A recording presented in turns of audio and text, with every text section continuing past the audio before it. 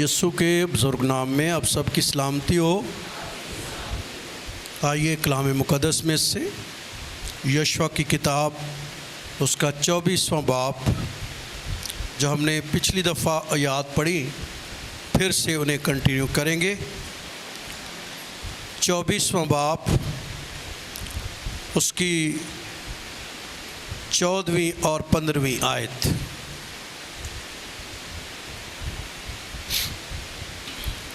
लिखे है,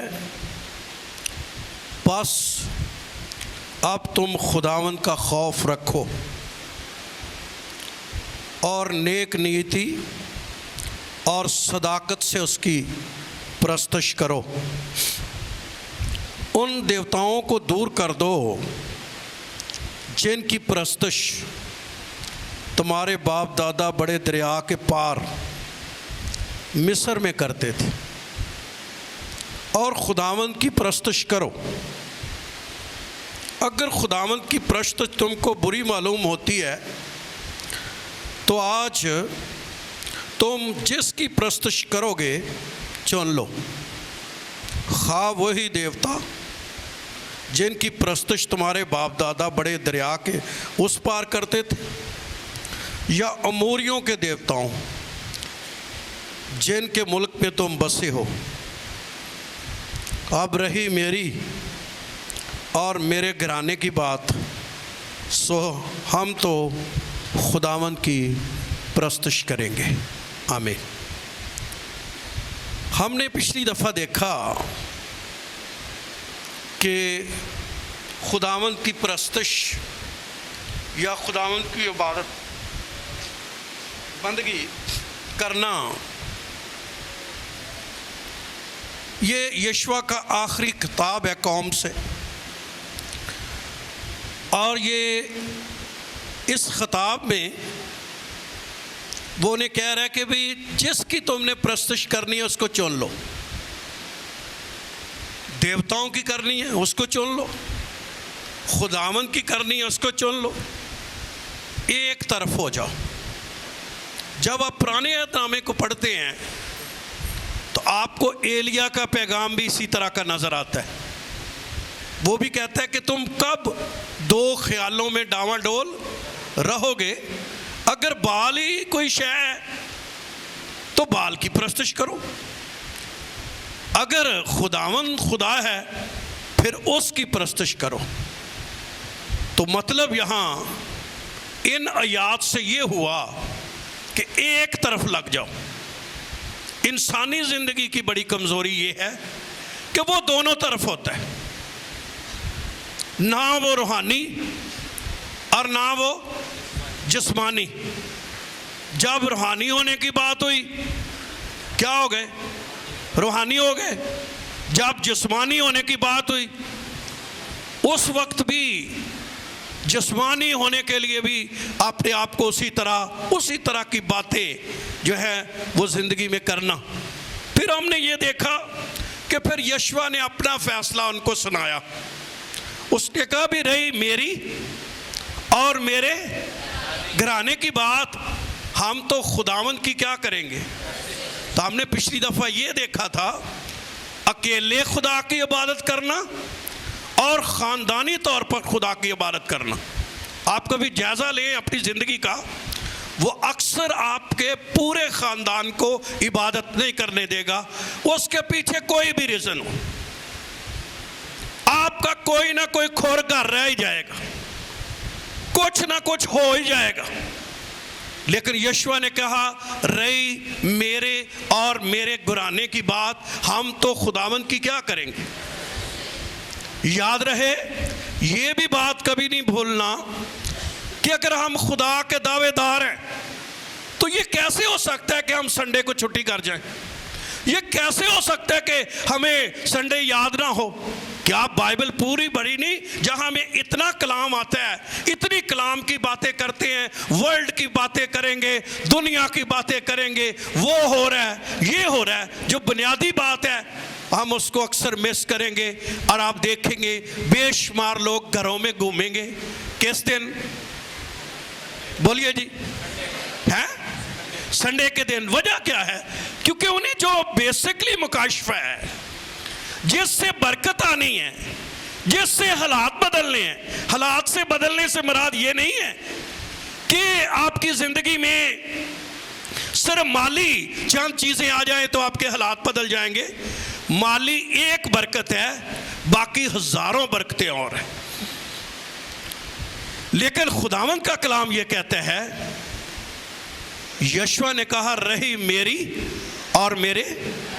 और मैंने आपको पिछली दफा बताया कि क्या ही मुबारक वो खानदान है जो पूरे तौर पर खुदा की परस्तिश करता है। किस दिन? संडे के दिन, खुदावंद के ठहराए हुए दिन पर। घरों में भी वो परस्तिश करते हैं, लेकिन एक दिन, जैसे कि दाऊद खुदा का बंदा, घर में भी वो परस्तिश करता होगा। भेड़ बकरियां चराते हुए उसने परस्तिश की, लेकिन उसकी एक बड़ी लगन खुदा के घर के थी। वो कहता है मुझे लौ लगी हुई, मुझे चैन नहीं है, मैं खुदा के घर के बगैर रह नहीं सकता। वो कहता है मेरे आंसू गिरते हैं। जब मैं टोलियों के साथ खुदा की क्या करता था, तो अकेले इबादत करना, टोलियों के साथ, खुदा के साथ मिलकर, लोगों के साथ मिलकर इबादत करने में बहुत ज़्यादा फ़र्क है। लेकिन यशवा ने कहा रही मेरे और मेरे घराने की बात, हम तो खुदावंद की क्या करेंगे। फिर हमने ये देखा कि इबादत के अंदर जब हम करते हैं, एक है इबादत करना, एक है इबादत में खुदा को अव्वल दर्जा देना। जब तक इबादत में आप अव्वल दर्जा नहीं देते अपनी जिंदगी में, अगर आपने खुदा के लिए कोई कमिटमेंट कर ली है, उस इबादत को इतनी तरजीह पर रखें कि हमारा खुदा पहले दर्जे पर हो। क्योंकि याद रहे, खुदावंद यीशु मसीह ने ये फरमाया है कि वो दूसरे दर्जे पर नहीं है, उसका नंबर 1 है।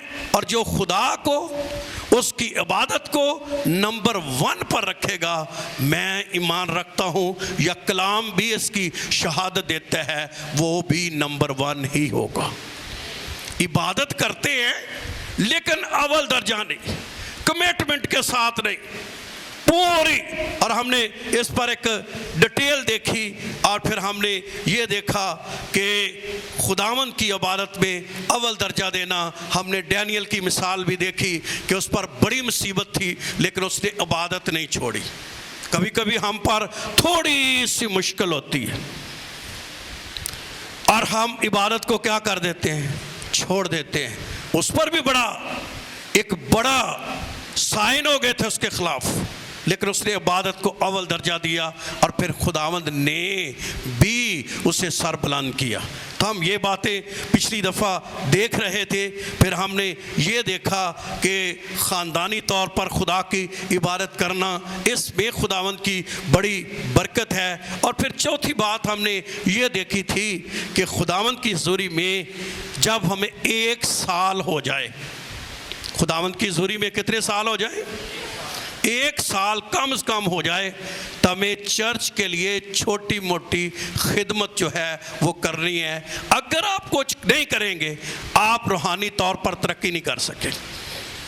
आपके पास दुनिया का नॉलेज हो सकता है, कलाम की आप बातें नेट पर इधर उधर से लेकर बहुत करते हैं, लेकिन एक रूहानी ग्रोथ होती है, रूहानी अंदर बंदे की रूहानी ज़िंदगी बढ़ती है, उसमें सब्र आता है, तहम्मुल आता है, मोहब्बत आती है, खुदा का जलाल होता है। वो कैसे आएगा? वो जब आता है जब आप कोई ना कोई छोटी मोटी खिदमत जो है वो खुदावंद के लिए करते हैं। आज मैं ये कहना चाहता हूँ, जो गौर से सुनना है, जो लोग दिल से खुदा की इबादत करते और अव्वल दर्जा देकर खुदा की इबादत करते, पूरे ख़ानदान के तौर पर खुदा की इबादत करते, और फिर जो है वो कोई ना कोई चर्च में छोटी मोटी खिदमत करने का उन्होंने इरादा किया है। शायद वो दुआई आकर पहले करें, शायद वो किसी हदिये से करें, शायद वो कोई जिस्मानी काम से करें, शायद वो कुछ ना कुछ जो उनके दिल में हो वो खुदावंद के लिए करें। लेकिन जब वो करेंगे तो फिर उनकी ज़िंदगी में आज जो दूसरी बात आपकी ज़िंदगी में कि आप अपने हालात से निकलने के लिए राह जो है आपके लिए क्या करेगी, निकल आएगी। मैंने पिछली दफ़ा कहा कि खुदावंद ने यह कहा था कि तुम मेरी इबादत करना, मैं तेरी रोटी पानी पर क्या दूंगा, मैं तेरे घर से बीमारी को। क्या खुदा अपने वादों में सच्चा नहीं है? इसका मतलब है कि कई इबादत तो वो भी है जिसने महीने में 2 संडे आया, वो भी क्या करता होगा कि मैंने क्या की है। इबादत तो वो भी कहता होगा, शायद वो महीने 1.5 के बाद आया हो, वो भी कहे मैं खुदा की क्या करता हूं। लेकिन जिस तरह खुदा की इबादत करनी चाहिए, जब उस तरह नहीं की जाती फिर खुदा के वादे हमारी ज़िंदगी में पूरे नहीं होते। खुदा तो अपने वादों में क्या है, सच्चा है, और वो हमेशा अपने लोगों को बरकत।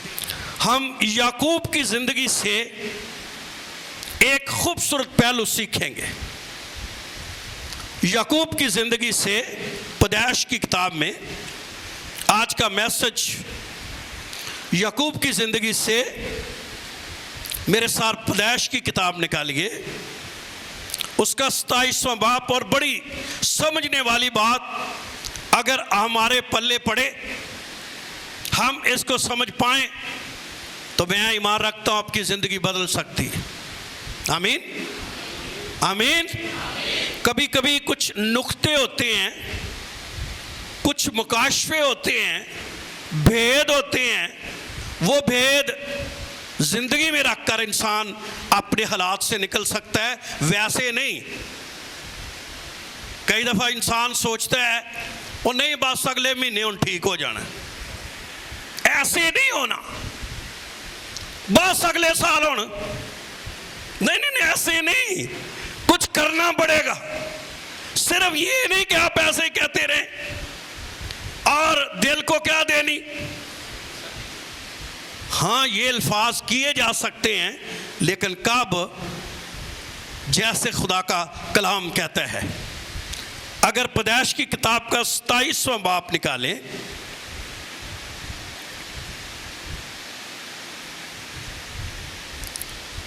तो लिखा है खुदा के कलाम में 42वीं आयत 27वें बाब की, लिखा है का को उसके बड़े बेटे असौ की ये बातें बताई गईं। तब उसने अपने छोटे बेटे याकूब को बुलाकर उससे कहा कि देख, तेरा भाई असौ तुझे मार डालने पर है। यही सोच सोच कर अपने को तसल्ली दे रहा है। स्वाए मेरे बेटे, तू मेरी बात मान और उठकर हरान को मेरे भाई लाबन के पास भाग जा। थोड़े दिन उसके साथ रह, जब तक तेरे भाई की खफकी उतर ना जाए, यानी जब तक तेरे भाई का कहर तेरी तरफ से ठंडा ना हो, वो उस बात को जो तूने उससे की भूल ना जाए, तब मैं तुझे वहाँ से बुला भेजूंगी। और मैं एक ही दिन में तुम दोनों को क्यों खो बैठूं। पैका ने इजहाक से कहा कि मैं हित्ती लड़कियों के स्वभाव से अपनी ज़िंदगी से तंग हूँ। सो अगर याकूब हित्ती लड़कियों में से, जैसे इस मुल्क की लड़की हैं, किसी से ब्याह कर ले तो मेरी ज़िंदगी में क्या लुत्फ़ रहेगा। तब इजहाक ने याकूब को बुलाया और उसे दुआ दी और उसे ताकीद की कि तू कनानी लड़कियों में से किसी से ब्याह ना करना।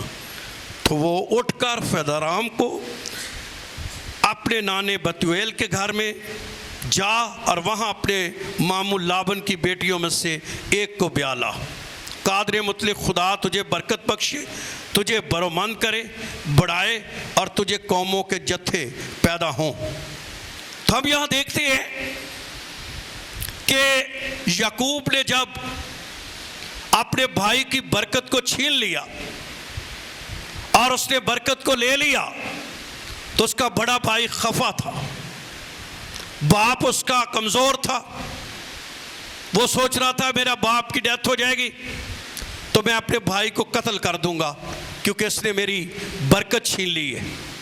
ये बातें माँ ने सुन ली। माँ ने बेटे को बताई, बेटे को कहा कि तू अपने मामू लाबन के पास चला जा। इसहाक को भी कायल कर लिया। इसहाक ने फिर बाकायदा तौर पर उसको जो है वो बरकत दी।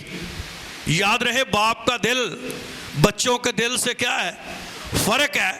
पहले धोखे से ली, ये उसके लिए बड़ी जो है वो तकलीफ दे बात थी, लेकिन फिर भी चूंकि बेटा था उसने फिर उसको बरकत दे दी और ये चला गया।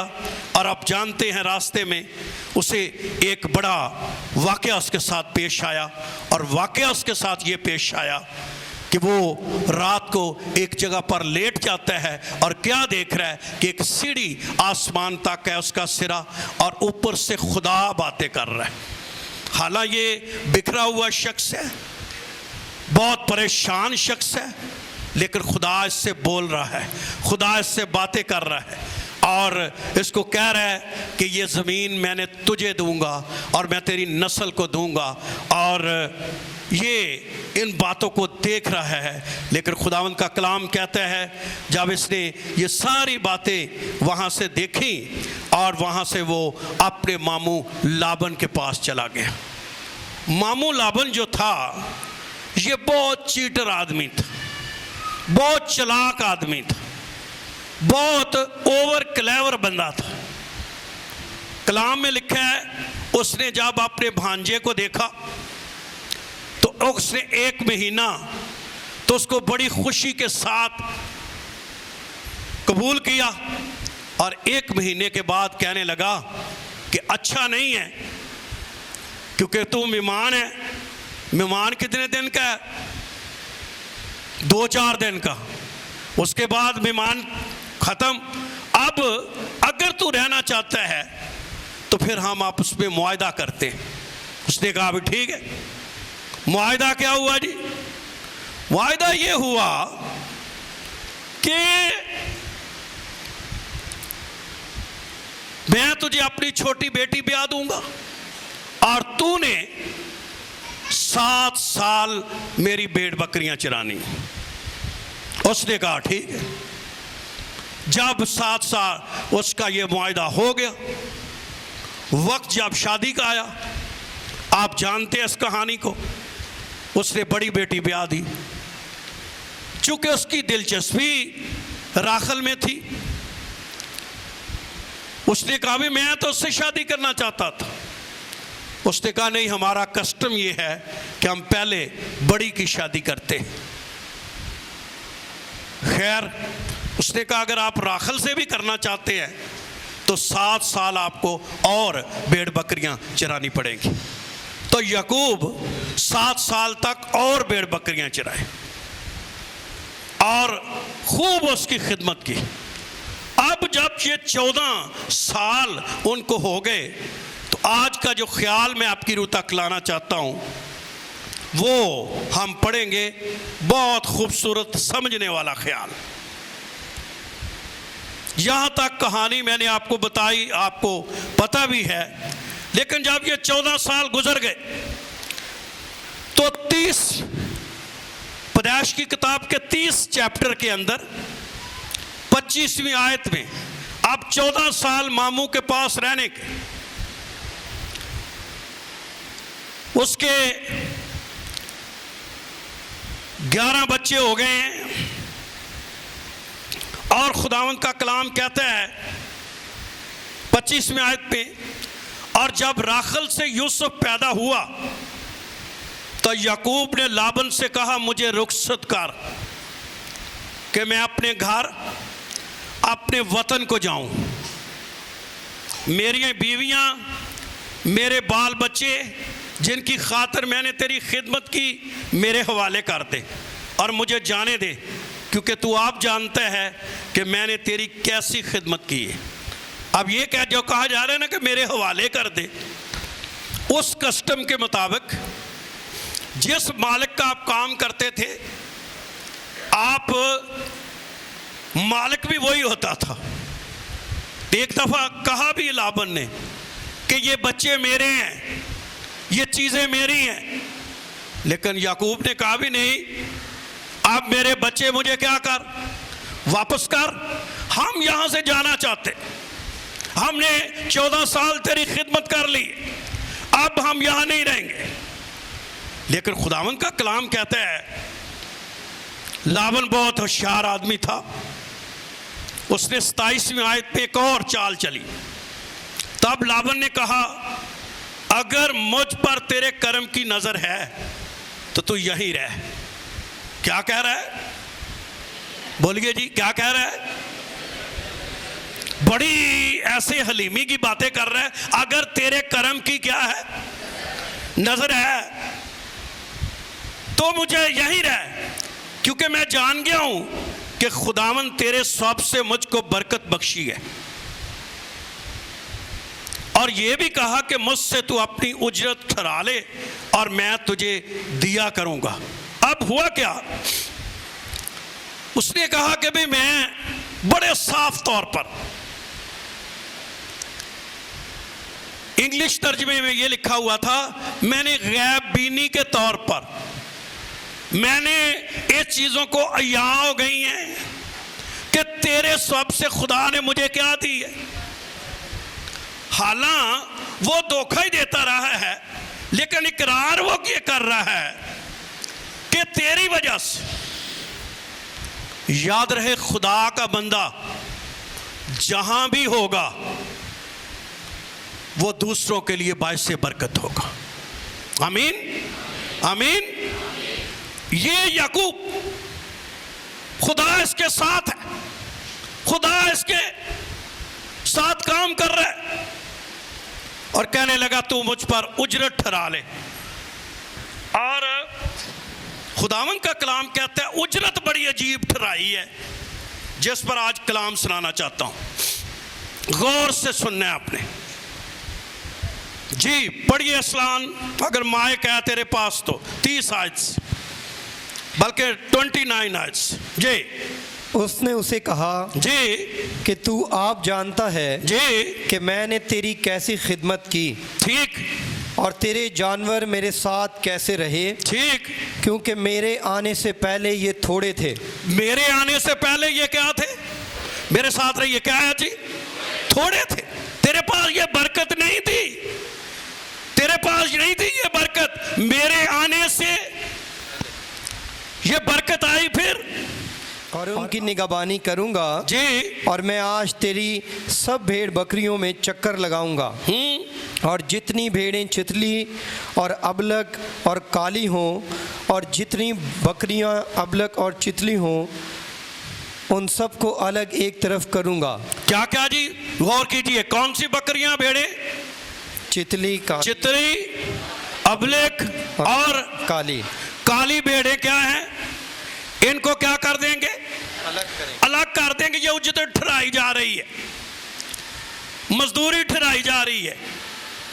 फिर क्या होगा, इन ही को मैं अपनी उजरत ठहराता हूँ, ठीक, और आइंदा जब कभी मेरी उजरत का हिसाब तेरे सामने हो जी तो मेरी सदाकत आप मेरी तरफ से इस तरह बोल उठेगी जी कि जो बकरियां चितली और अबलक नहीं और भेड़ें काली नहीं, अगर वो मेरे पास हों तो चुराई हुई समझी जाएंगे जी। लाबिन ने कहा, मैं राजी हूँ। ये एक मुआहदा हो गया जी, जो तू कहे वही सही जी। और उसने उस रोज़ धारीदार और अबलक बकरियों को और सब चितली और अबलक बकरियों को जिनमें कुछ सफ़ेदी थी और तमाम काली भेड़ों को अलग करके उनको अपने बेटों के हवाले किया। क्या किया जी, जितनी अबलक थी, चितली थी, काली भेड़ें थी, उनको क्या कर दिया, बात समझे जरा, क्या कर दिया, उनको अलग कर दिया। अब याकूब के पास कौन सी भेड़ें रह गई हैं, सफेद एक कलर की भेड़ें रह गई। मजदूरी क्या थी उसकी, अब क्या ना, काली है, अबलेख, यानी जिनमें निशान होते हैं। कभी कभी आपको पता है वो धारीदार होते हैं, कभी कभी उन पर जो है कुछ निशान आते हैं, कुछ काली हैं। अब याकूब ने अपनी भेड़ें कौन सी रख ली? सफेद। सब बोलिए, कौन सी भेड़ें? उजरत क्या ठहराई? काली। अब असूली तौर पर दुनिया में आप भी जिस तरह का मां बाप होता है, बच्चे किस पे जाते हैं? हैं? उसकी नस्ल वही होती है। अगर काली, अगर इसके पास सफेद भेड़े हैं तो भेड़े कौन सी होंगी? नहीं, प्यारी कैसे हो जाएंगी? वो तो सफेद ही पैदा होंगी। भाई चिट्टे रंग दा मां बाप होते बच्चे चिट्टे, मेरे अगला कोई बंदा होए ओदे बच्चे उंज दे, जिंज दा भी कोई होगा तो आप देखेंगे, समझेंगे कि मां बाप पर जाते हैं। लेकिन अजीब ईमान है याकूब का, जिस पर आज मैं कलाम आपको सुनाता हूं। इसको कहते हैं तसव्वुरात की ताकत। आज का मैसेज क्या है? तसव्वुर क्या होता है? ख्याल। हालात उसके अंगेस्ट हैं, बकरियां उसके पास सफेद हैं, उजरत उसने ठहराई है कौन सी? चितली। के जितनी सफेद बकरियों में चितले बच्चे होंगे वो मेरे, जितने का काले होंगे अबलेक होंगे वो क्या? मेरे। बाकी और लाबन बहुत खुश है, उसको पता है कि इन भेड़ों में से बकरियां कौन सी होंगी? सफेद जो भेड़ें होती हैं उनकी आगे भेड़ें क्या होंगी? बकरियां क्या होंगी? सफेद होगी। लेकिन याकूब ने एक काम किया जिस पर आज हम एक बहुत खूबसूरत ये मैसेज आपकी रूह तक लाना चाहता हूँ। इसको कहते हैं तसव्वुर की ताकत या ख्यालात की ताकत। कि जब आपका ख्याल, इससे पहले कि आप बड़े हों, पहले आपकी सोच बड़ी होती। क्या होती है? इससे पहले के हालात आपकी फेवर में जाएं, इससे पहले के हालात आपके लिए खुद बदले, पहले कहां बदलेंगे? तसव्वुर, ख्याल। अब इसने तसव्वुर में क्या किया? क्योंकि इसको तो पता था। जी पढ़िए जरा, अब क्या उसने तसव्वुर में किया, समझिए इस बात को। जी 37वीं आयत। और याकूब ने सफ़ेदा और बादाम और चिनार की हरी हरी छड़ियाँ लीं जी जी, और उनको छील छील कर इस तरह गंडेरदार बना लिया जी जी, कि उन छड़ियों की सफ़ेदी दिखाई देने लगी। जी क्या ली? छड़ियाँ ली, उनको क्या किया? छीला। आम अल्फाज में उनका डबल उसको बनाया, एक सफेद और दूसरी उनका अपना जो कलर था, डबल कलर, उनको छीला और क्या किया? उनको छील छील कर ढेरदार बनाकर उनको छड़ियों को जो सफेद दिखाई देने लगी, उनको क्या किया? 38वीं आयत। और उसने वो गंडीरदार छड़ियाँ भेड़ बकरियों के सामने हौज़ों और नालियों में जहाँ वो पानी पीने आती थीं खड़ी कर दी जी। और जब वो पानी पीने आईं सो घाविन हो गईं जी। और उन छड़ियों के आगे घाविन होने की वजह से उन्होंने धारीदार चितले और अबलग बच्चे दिए। भेड़ें कौन सी थी? सफ़ेद। लेकिन याकूब ने तसव्वुर में क्या किया? ख्यालात में जैसे भेड़ें पानी पीने आती, वो जो छड़ियाँ थी जिनको छीला गया था, जिनकी दो रंग की बनाई गई थी, तसव्वुर में, ख्यालात में, सोच में उसने ये किया कि जब ये भेड़ें पानी पिएंगी, इन छड़ियों की तरफ देखेंगी, ये बेशक सफेद हैं लेकिन सफेद बच्चे नहीं देंगी, ये धारीदार बच्चे देंगी। ये क्या था उसका? क्या था? मैं बहनों भाइयों कहना चाहता हूं, इससे पहले कि खुदा आपको बरकत दे, इससे पहले कि खुदा आपके लिए कुछ करे, आपके तस्वर, आपके ख्याल, अगर आपकी सोच छोटी है, आपकी सोच मायूस है, अगर आप सोचने में बहुत कम है और वक्ती तौर पर हालात की बिना पर आप सोचते हैं, तो फिर हालात कभी बदल नहीं सकते। इससे पहले कि हालात बदलें, पहले क्या बदलेगी? जोर से, क्या बदलेगी? क्या बदलेगी? यूसुफ के, याकूब के हालात क्या हैं? पैदा क्या होंगी? उनके घर में भेड़ बकरियों में क्या पैदा होंगे? सफेद ही होंगी, क्योंकि ये हालात हैं। लेकिन तो सबर में उसने क्या किया? डबल कलर की होंगी, और उसके लिए उसने तस्वर में यह काम किया। बहनों भाइयों, अगर आप दिल से खुदा की इबादत करते, आपने अव्वल दर्जा दिया हुआ है, पूरे ख़ानदान के साथ खुदा की इबादत करते हैं, हर बंदा नहीं, एक बंदा खुदा ना चले ना तो हमें तस्वर करता रहे, वो वाला तस्वर नहीं।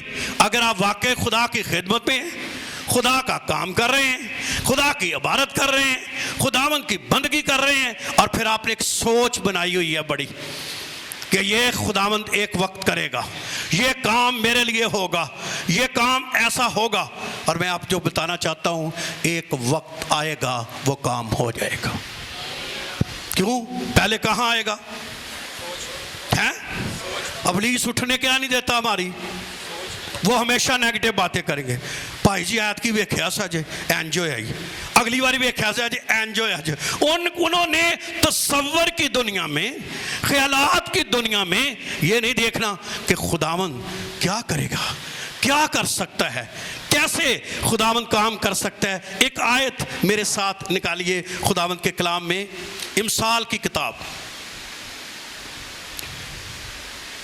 इमसाल की किताब, इसको अपने दिल की डायरी पर लिख लेना। अगर आपके तस्वरात, ख्यालात चेंज हुए, सोच चेंज हो गई, और आपने इबादत दिल से की, और फिर आपने ऐसे ख्याल रखे, वो ख्याल खुदावंद एक दिन पूरे करेगा। कैसे? अगर अमसाल की किताब का 23वां बाप निकाले, उसकी 7वीं आयत, 7वीं आयत पे लिखा है, क्योंकि जैसे उसके दिल के अंदेशे, क्या क्या मतलब है? जैसे उसे दिल के ख्याल, जैसी उसकी सोच, जैसे उसके तस्वरात, जैसे उसके दिल के अंदेशे, वो वैसा ही है। इसलिए जैसे इंसान के क्या होते हैं? ख्याल, अंदेशे, तस्वर, वो क्या हो जाता है? वैसा ही बन जाता है। क्यों बन जाता है? क्योंकि जिस तरह के उसके ख्याल है, उसी तरह का वो क्या करता है? बन जाता है। इसलिए कभी कभी बहनों भाइयों, इब्लीस हमारी सोच को बहुत छोटा रखता है। हम वक्ती हालात पर देखते हैं, हम बहुत दफ़ा उन हालात को सोचते हैं ऐसा ही होगा, ये तो हमारी सोच होती है कि ऐसा नहीं हो सकता। लेकिन इससे पहले कि खुदा आपके लिए कुछ करे, पहले आपको तस्वरात की दुनिया में उन चीज़ों को पाना है। सादा ज़ुबान में ये कहूँ, पहले कहाँ आनी है चीज़ें? कहाँ आनी है? ज़ोर से है। पहले कहाँ आएंगी? सोच। आपका दिल है कि नहीं, एक वक्त में आऊँगा, खुदा ने मुझे असल हाथ से निकालना है और मेरे पास ये होगा, मैं खुदा की बंदगी कर रहा हूँ, मैं दिल से उसकी खिदमत कर रहा हूँ, मैं दिल से काम ये कर रहा हूँ, खुदावंद एक देख करेगा।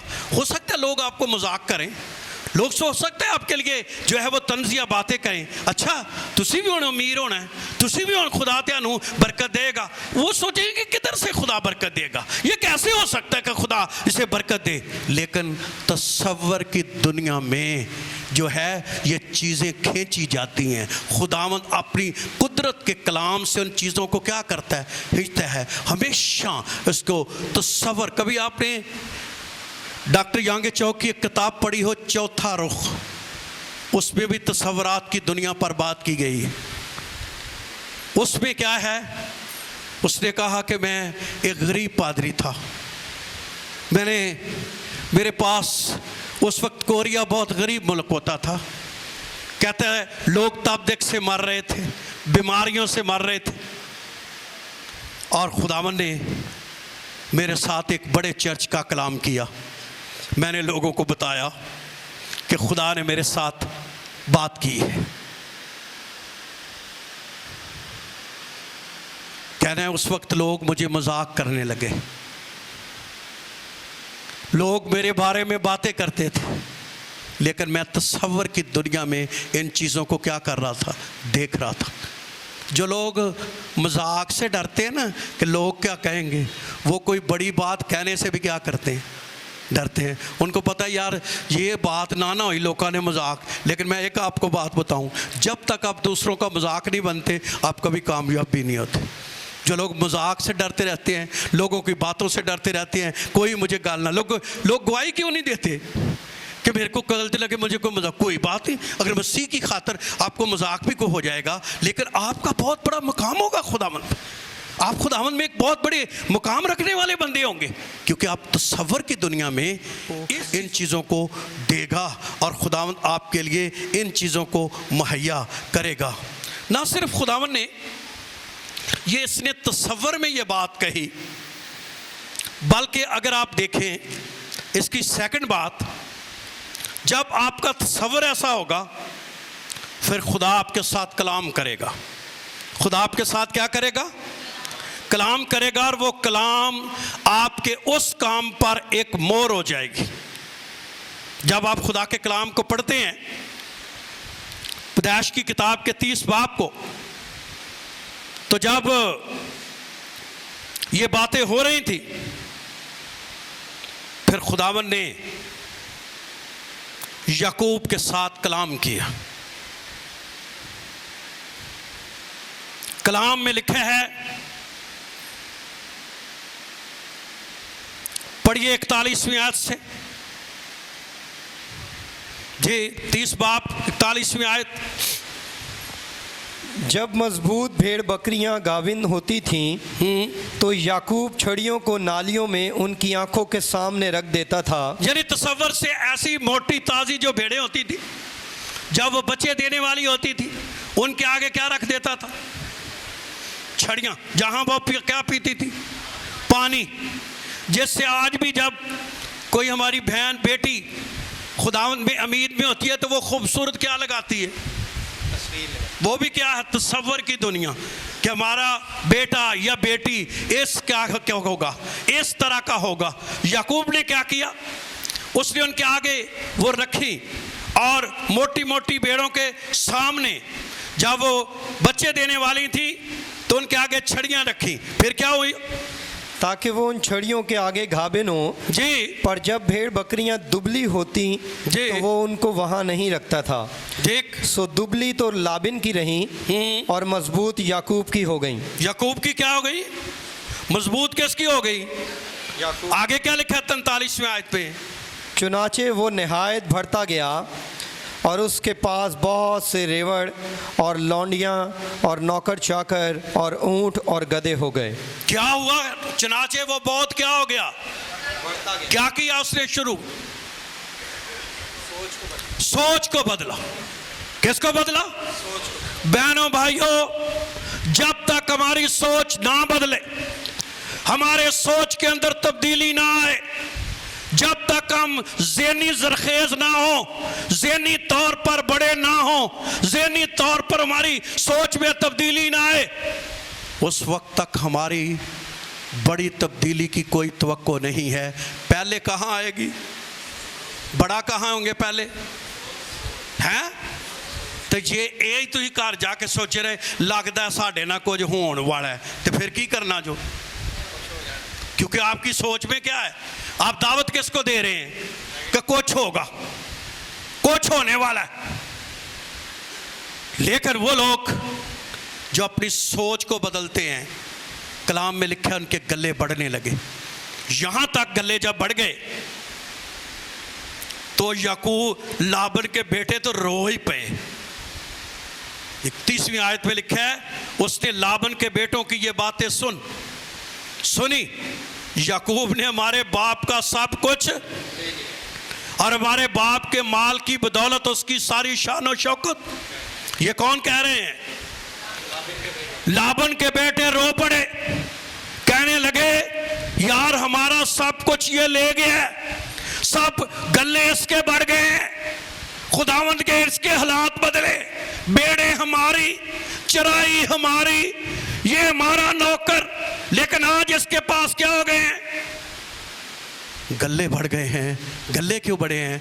क्योंकि उसने अपने तसव्वुर की दुनिया में, ख्यालात की दुनिया में जंग को क्या कर लिया है? जीत लिया है। और उसने ख्याल किया कि ये खुदावंद मेरे लिए करेगा। जब आपकी सोच इतनी सी हो गई,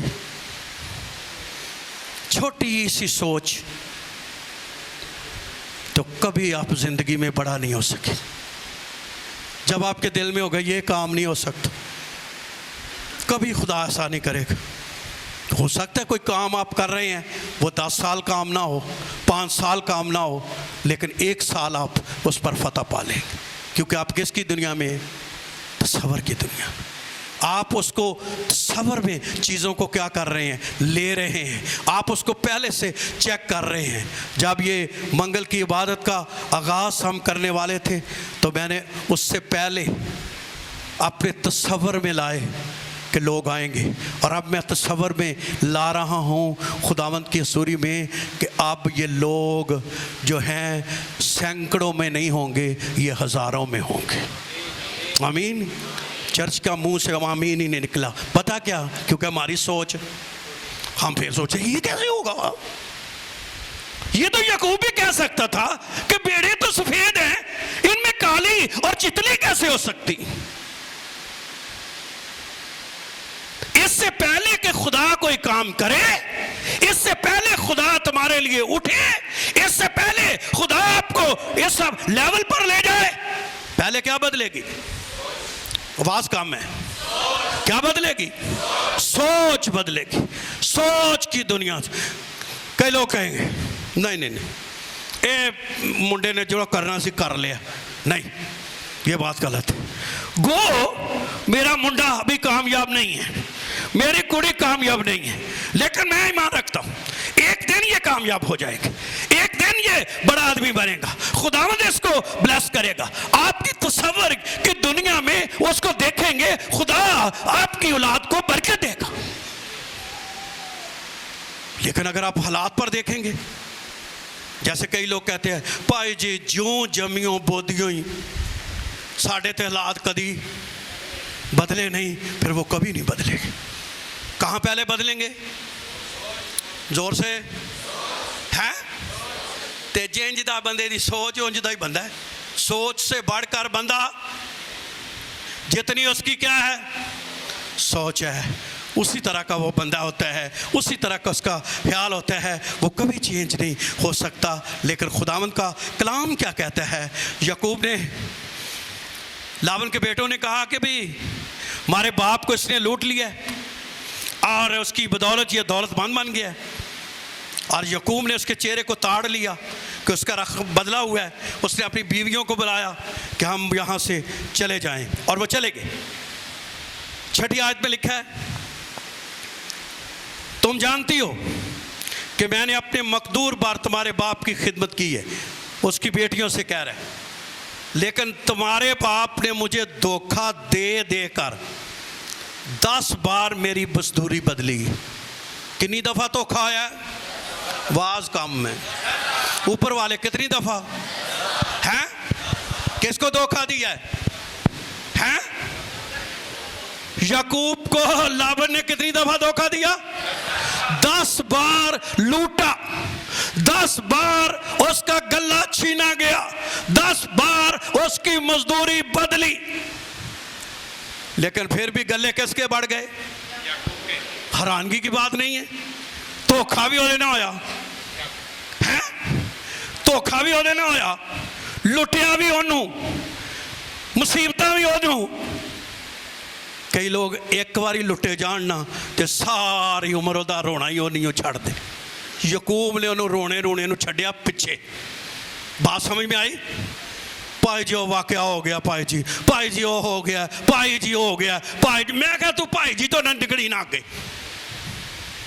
अगर यकूब इन्हीं बातों के अंदर फंसा रहता इन्हीं लड़ाइयों के अंदर रहता इन्हीं बातों में रहता उसके गले कभी ना बढ़ते उसने इस बात की तरफ नहीं निगाह की कि ये धोखा देने वाला हम जिस दुनिया में रहते हैं ये भी चीटर दुनिया है कौन सी दुनिया है यहाँ धोखाधड़ी है कोई पता नहीं आपके साथ चलने वाला क्या उसके दिल के अंदर है आपको पता नहीं उसके दिल के अंदर आपके लिए क्या ख्याल है जो आपका सज्जन आपका बेली आपका यार आपका फ्रेंड आपका दोस्त बना हुआ है उसके दिल में भी आपको नहीं पता क्या क्या है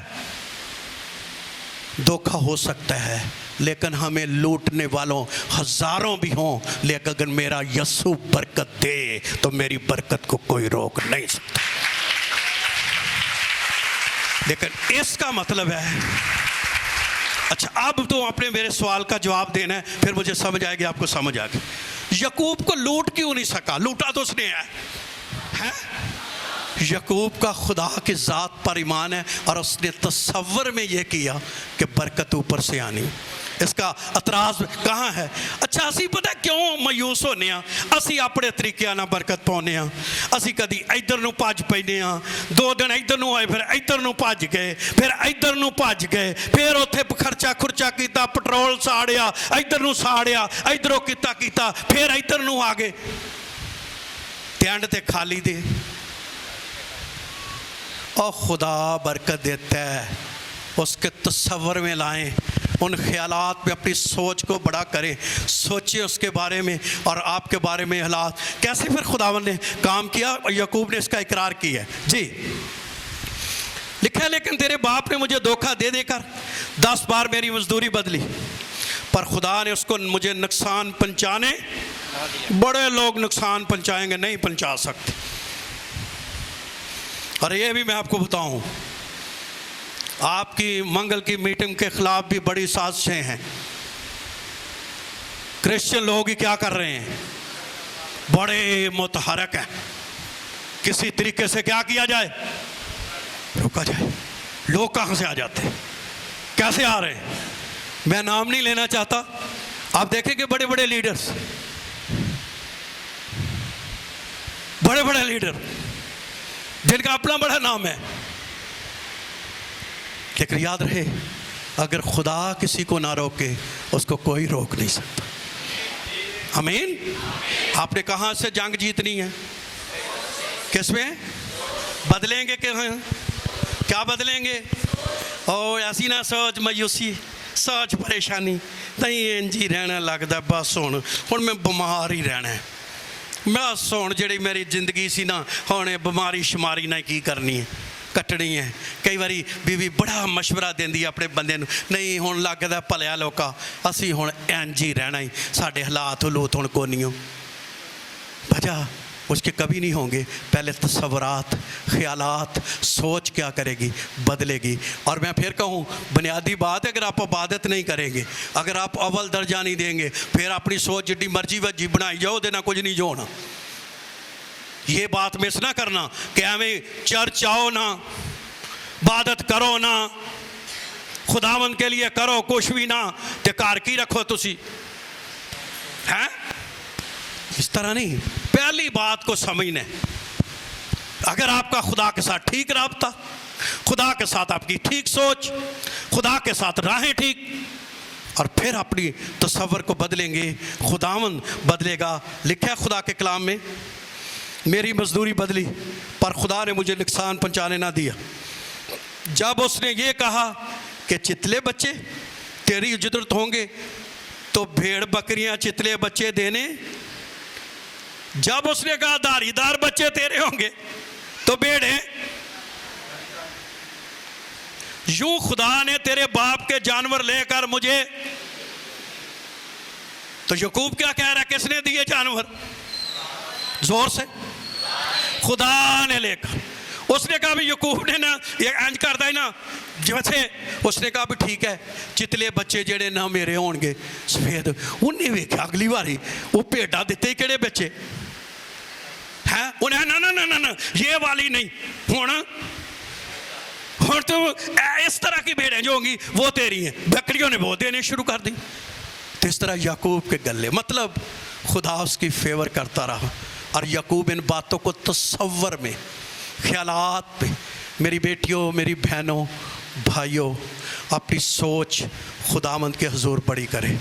वक्ती हालात पर ना देखें, वक्ती हालात पर ना देखें। हो सकता है आपका काम कोई नहीं हुआ, हो सकता है कई सालों से आप वो काम नहीं, लेकिन आप अपने तसव्वुर में सोचें। मैंने डॉक्टर यांगचू की किताब में पढ़ा, शायद आपको भी ये वाक़या हो। एक बेटी की शादी नहीं होती थी, बहुत परेशान थी, वो डॉक्टर यांगचू के पास गई, चौथे रोग की, आप पढ़ सकते हैं वो किताब। उसने कहा भी तू कैसा शौहर चाहती है? तो उसने कहा भाई खुदावंद मुझे, उसने कहा नहीं नहीं नहीं, बता खुदावंद को, तो तसव्वुर में ला, एक पेन ले, पेपर ले, उस पर लिख। और मैं आज आपको कहना चाहता हूँ, आप अगर अपने हालात बदलना चाहते हैं, अपनी बाइबल में लिखें उसको, क्या खुदावंद से चाहते हैं, उसके मुताबिक पॉइंट टू पॉइंट खुदा की ज़रूरी में क्या करें। उस किताब में लिखा है, कभी आपकी नज़र से गुजरे, उस लड़की ने लिखा वो लंबे कद का हो, वो म्यूज़िक टीचर हो, वो इस कलर का हो, वो इतना पढ़ा लिखा हो। तो उस किताब में लिखा है गर्मियों की छुट्टियों में अचानक एक एवेंजलिस्ट आया और उस एवेंजलिस्ट में वो सारी खूबियाँ थी। जब इस लड़की ने देखा, इसलिए कहा खुदावंद ये तो वही है जिसका मैंने क्या किया था, ये मेरा है ये। और खुदावंद का कलाम कहता है उनकी शादी हो गई। पहले कहाँ आएगा, क्या बदलेगी, क्या बदलेगी, क्या बदलेगी? तबलीग बदलने क्या नहीं देता, सोच, छोटी सोच रहती, छोटी सोच। कभी आपने देखा है दौलत शाह की चुइयों को देखा है? कौन सी? जिनके सर क्या होते हैं, छोटे होते हैं। क्यों बोला वो सर छोटे होते हैं? जब वो पैदा होते हैं, वो रीजनल बच्चे होते हैं, उनके सर पर एक कड़ा डाला जाता है, फिर वो उनका सब तो चीज़ें बढ़ती रहती हैं लेकिन सर नहीं बढ़ता, क्योंकि उसको क्या डाल दिया गया। इसी तरह शैतान भी ईमानदारों की जिंदगी में कड़े डालता, वो खुद तो बढ़ते रहते हैं, जिस्म में बढ़ रहेंगे, कलाम के नॉलेज में बढ़ रहेंगे, लेकिन कड़ा कहां पर है? दिमाग कितना होगा? छोटा। छोटी छोटी बातें, छोटे छोटे तसव्वुरात, छोटी छोटी बात, मेरे हालात नहीं बदल सकते, ये चीज़ें नहीं हो सकती।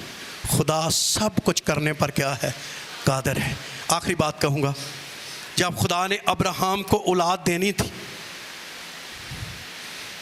तो आपको पता है एक दिन वो रोने लग गया। बड़ा मशहूर वाक़या आपको ज़ुबानी याद है, ऐ खुदा तो मुझे क्या देगा। खुदा ने कहा इसको पहले मैं टेंट से क्या करूं। उसको कहां से निकाला? सोच से बाहर निकाला, उस टेंट से। आज बेशुमार लोगों को टेंट से क्या निकलने की, जिस टेंट में वो छोटे हैं, जिसमें वो भांज लगते हैं, जिसमें वो कहते हैं कुछ भी नहीं हो सकता, जिसमें उनका तसव्वुर है मुझे कोई चीज़ नहीं मिल सकती। खुदा ने उसको निकाला और उसने कहा आसमान के सितारों को क्या कर। एक बंदा राइटर लिखता है जब वो एक सितारे को देख रहा होगा तो वो सितारा नहीं उसको नजर आएगा, वो उसको बेटा नजर आ रहा होगा। कहाँ लाया, कहाँ लाया? उसने कहा तू गिन सकता है? उसने कहा तेरी औलाद ऐसी होगी। तो कहाँ उसके आया ये पहले हैं? किस में आया? इससे पहले के हालात बदले, क्या बदलेगी, क्या बदलेगी, क्या बदलेगी? सोच बदलेगी। अगर सोच बदल गई तो यकीनन हालात बदल जाएंगे। तो याकूब जो 14 साल में अमीर नहीं इतना हुआ, कितने सालों में अमीर हो गया था? 6 साल। 6 साल में उसने क्या तस्वर किया? ये भी मैं बात कहूं, टाइम थोड़ा लग सकता है, वक्त थोड़ा लग सकता है। ये नहीं कि आज बात की जाती है तो कल ही आप कहे पाइजियो किथे। डॉक्टर यांगचू अपनी किताब में लिखता है, मैं गरीब पादरी था, मेरे पास कुछ भी नहीं था। मैंने कहा कि मेरे पास अमेरिकन साइकिल है, मेरे पास फलां का बना हुआ एक टेबल है, बड़ा चीज मेरे पास है, क्योंकि उस वक्त तो इतना गरीब था। उन्होंने क्या भी तुम्हारे पास किधर है? उन्हें कहा तेरे पास किधर है? उसने कहा मैं तो सफर में हूं। और उसने अपनी जुबान में लिखा, उसने कहा मैं ऐसे प्रेग्नेंट हूं। जैसे औरत एक बच्चा पैदा करने के लिए जो है खुदावंद उसे उम्मीद देता है, इसी तरह मैं एक उम्मीद में हूं। तो उसकी किताब में लिखा है, जब चर्च छुटिया ना, चर्च छुटिया तो लोग पास्टर दे ढिड ते हाथ ला के पढ़ ले जाके किताब में पा के, भाई जी किथे जो टेबल, किथे जो मेज, किथे जो कितना साइकिल, उसके पेट में वो ढूंढ रहे हैं। लेकिन एक वक्त वो दुनिया का नंबर 1 पास्टर बन गया। पहले कहाँ आया? कहाँ आया? सोच में मैंने बड़ी मेहनत की, बड़ी दुआ की। इन दिनों में दुआ में इतना हम वक्त गुजार रहे हैं, आप सोच भी नहीं रहे। मैं तो बीमार हूँ, मुझे टेम्परेचर है बहुत से, अभी भी मैं गोलियाँ इतनी खा कर यहाँ आया हूँ और जो है, लेकिन मैं अपना काम खुदावंद का जो है वो करने के लिए अपने आप को पेश किया है। लेकिन इतनी दुआ की, शायद गर्मी में रोज़े रखे या और कोई मसला हुआ है, लेकिन मैं बहुत से बीमार हूँ। जुमेरात को भी हमने बुखार में ही इबारत की, लेकिन मुझे पता है कि खुदावंद के हुजूर जिस बड़ी उम्मीद के साथ हम लगे हुए हैं, खुदा एक दिन उसको पूरा कर देगा। और सुनिए, अब आपने आमीन कहना है। खुदा आपकी ज़िंदगी के हालात बदलने वाला है। खुदावंद आपके घरानों में काम करने वाला है। आप पे पाँव पर खड़े हो जाएं। ये ईमान की बोली है, बोलिए इसको तस्वर में लाइए।